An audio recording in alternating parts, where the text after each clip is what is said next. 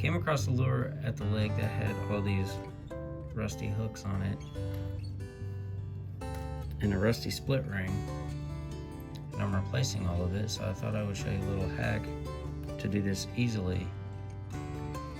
All you need is some needle nose pliers and a thumbtack. And I'm about to put these new hooks on. I've already got the split rings on it, if you can see that. And what you do is grab the split rings with your needle nose pliers. You need to get the right spot. Like that. Now take the thumbtack and just wedge it into your split ring. So that way it holds it open. Fizzle focus so you can see that.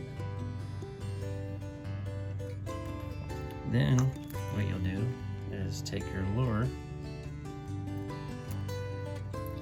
just put it inside your slip ring, and then you can pull the tack out, and then just use your pliers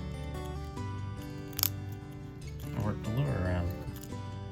Now you got a brand new hook on a lure that was found.